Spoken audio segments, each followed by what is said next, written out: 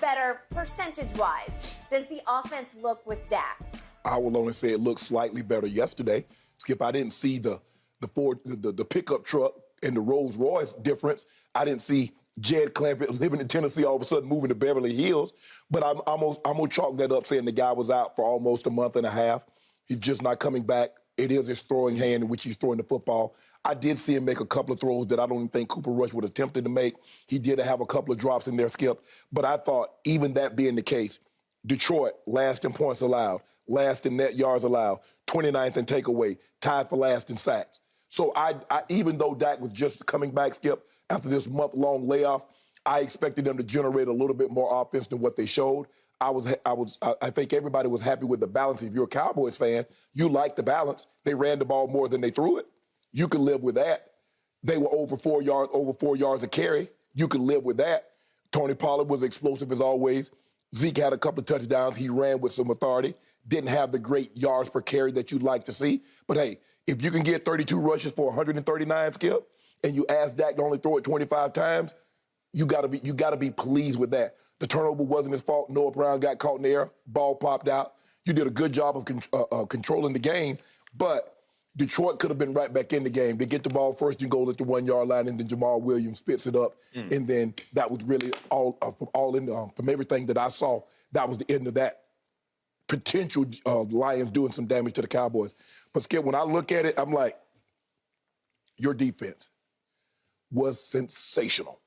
If you get 5 sacks, I don't know if I've seen it. It's been a long time since I've actually seen a game. 5 sacks and 5 turnovers, Skip, and you only win 24-6. That's normally a rout. That's normally a 40-6 game, 45 something. 5 turnovers, 5 sacks. Yeah, I didn't see the wow. Ooh-wee. I didn't see that from your offense. But I think you have to be pleased that you won the ball game. Dak didn't play great. You know he can play better. But I thought they would take more control of this ball game, considering how dominant your defense was. Yep. Okay. My turn to answer Jen's question. How much better did my offense look? There you go. With Dak Prescott over Cooper Rush? It looked none better. I thought you were going to say it looked worse. I'm not going to go there just yet, because I'll give Dak the 5-week excuse. Okay. But I was not impressed. I was nonplussed. I was unmoved by what I saw from my offense yesterday. And to your point, that is easily, by far, the worst defense in pro football right here, right now. Pro Football Focus grades them by far the worst defense. And to your point, I think you even missed this one. They had allowed the most points coming in. That was 34 a game. Dallas got to 24, but only because of 2 cheap touchdowns late, detonated by defensive takeaways that allowed real short field touchdowns. And by the way, Dak had the all-time empty calorie touchdown at the end of the game. He threw a 2-yard touchdown pass to the undrafted kid Hendershot, and that made it 24-6. And that score is highly misleading, because all I know is that a defense that had allowed 429 yards per game gave up only 330. And all I know for sure is that with 12:21 left in the fourth quarter, to your point, they were going in for the touchdown that would have put them ahead 13-10. 13-10. So that's where Dak Prescott and company were at that moment. It was 13-10. Now, let me fast forward to that play quickly, since I brought it up, because the play before that play is a game saver by guess who? 11 from heaven. If we could see the previous play, I thought he got in. Right. This is the previous play. It looks like the tight end screen is going to go. It's going to go. And look who comes from nowhere. 11 from heaven comes and drags him down just short of the goal line. Just wraps him around the neck and hog ties him and yanks him down. Dan Campbell said he wanted to challenge. I don't understand why he wasn't able to challenge. I mean, why didn't you? Okay. What do you mean you wanted to? I think he just ran out of time because they were looking at it. But the point was, the ball was spotted right at the 1 yard line. The knee went down at least at the half. Right. So maybe if it's at the half, you think about quarterback sneak because you're going to be first and goal at the half. Maybe you try to do something a little safer, although Jamal Williams has never fumbled in his career. Right. And how did he fumble? I think somebody laid down the law, as in DeMarcus Lawrence, D-Law. I think he laid down the law because if we can see the Jamal Williams fumble on the very next play, he just gets rocked. I mean, he got rocked, and he loses the football straight ahead. I think he got the exchange cleanly. I just think he got hit so hard by DeMarcus Lawrence, the ball just squirts right loose. Right to Anthony Barr. And right to Anthony Barr, and he couldn't help but just fall on it. It's right there at the goal line, and that's a game saver. If they score, now we're 14. We've got 14 minutes left in the game, but we're going to be down 13-10. Are you kidding me? Against the Detroit Lions defense, we're going to be down? Okay, so what do I see from there? I see another big break that we got, and you made the point. He did hit Noah Brown, and Brown got flipped, and he lost the football. So I'm going to give you that one. But, boy, did we get a huge break, as in the Dallas Cowboys got a huge break. If we could see 13:49 left in the third quarter, this was the game turner and changer. It's the Diggs interception, and I just don't think he corralled it. I don't think he took it cleanly to the ground. Here we go. And this is what he does the best. But I think he bounced on the football, and I think it went through his hands and bounced off the turf back up into his breadbasket. It doesn't look clean to me. Right. And somehow that didn't even get reviewed. I don't know what happened, but I'll take it because that was a game changer. It was a game turner because they were able to then go on a march from then. They went 82-7 plays, and they were mostly just running the ball, and Zeke took it home, and that put them ahead 10-6. Okay, so that was a huge break. And then if I could show from there, we got some penalties. Let me see, where's the, oh yeah, it's behind. If you'd let me go to this one play, this is how off Dak was, but he got a huge break. If we go to the 2nd and 4 play at the 10-yard line, it's on the 82-7 yard. It's this drive that we're talking about. He throws it to Dalton Schultz in the end zone. It was a Dalton Schultz sighting. Yeah, it was a sighting, which he was ghosting when Cooper Rush was in there. But, again, Dak loves to throw to him. His knee is still bothering him. I thought he'd wrecked it again when he got caught under him. But there's a throw to him in the end zone where Dak throws it completely behind him, but he threw it so far behind him that the DB never saw the football and runs into Dalton Schultz as he tries to reach back for the football. And it's 1st and goal at the 1. Well, it was a huge play in the game where it was actually a break because it was actually a poor throw that Dalton Schultz had to reach back for that ended up being a pass. Here we go. It's a rollout throw. It's way behind him. It was a bad throw. It's the kind of ball that could get intercepted in the end zone, and Dak got away with it, okay? So I'll take it. But guess what? Here's Detroit. Here's another stat for you. Detroit is the worst in the league at allowing opponents third downs. They were allowing 50% of the time for opponents to convert. Yeah, you weren't good yesterday. They were 3 of 9. Okay, well, that's 33 1/3%. So that's, it's like, huh? I just kept looking for really? Okay, so I'm going to say this one more time just to put this in perspective. That was the easiest game on the schedule. It was the perfect game for Dak to come back in because it's just a get-right game. And so are the Bears. By the way, we will be a 10-point. They're going to play on Monday night tonight. You catch another break because they got a short week. They play Monday night and turn around. They got to turn right around, and they have to travel to New England and come back and travel to Dallas. Yep. And we are already installed as a 10-point favorite, and that could go up some. So Dak is coming back to the 2 easiest games of the year, back-to-back at home, going into a bye week.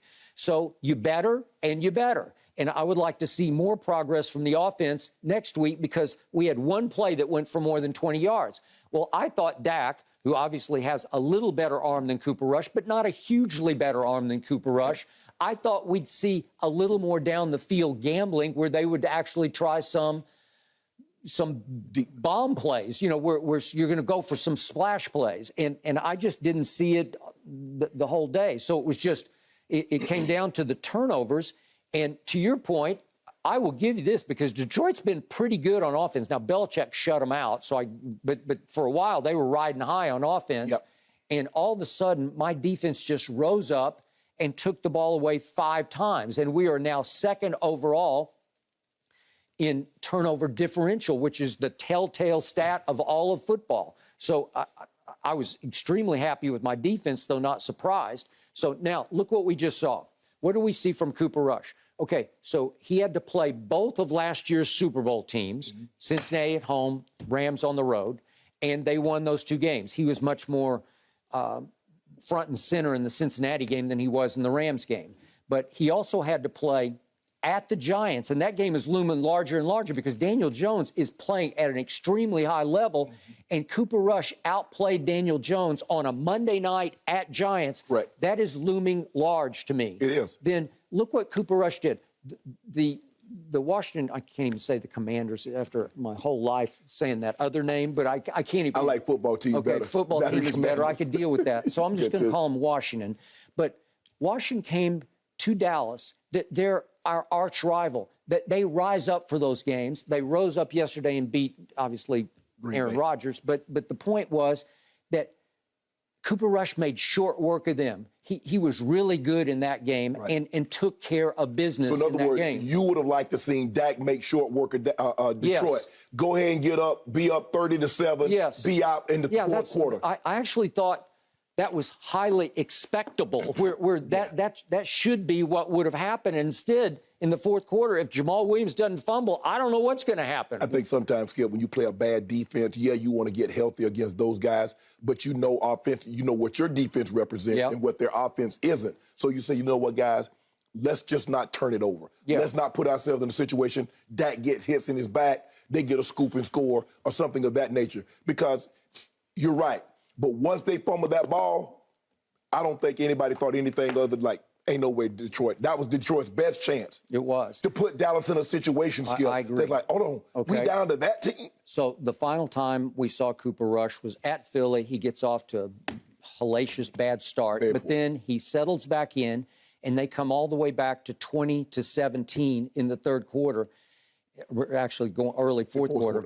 And they needed one stop, and they just couldn't stop Jalen Hurts to get him the ball back. Okay, so that's what I kept seeing from Cooper Rush, and I needed Dak to just take it up one level, just 5%, if you will.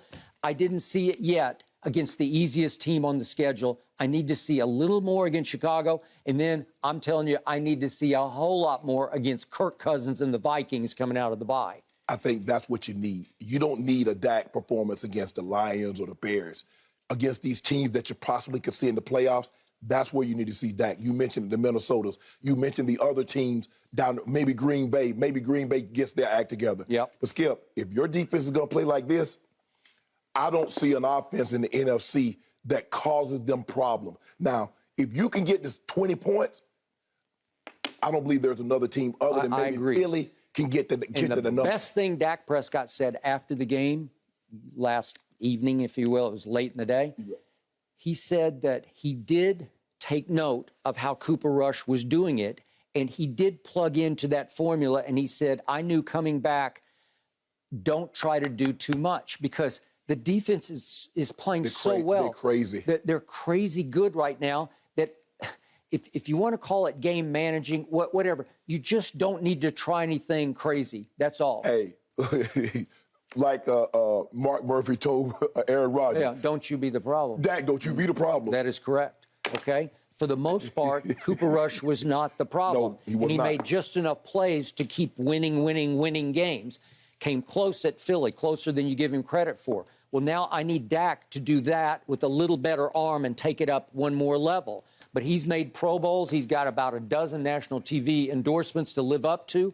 I don't know if he has it in his psyche to take it down to the Cooper Rush level. Because they're saying, well, Cooper Rush, you can't go up a level. No. Dak said, me playing at this level, I know because I've been a step above where Cooper Rush is. Yep.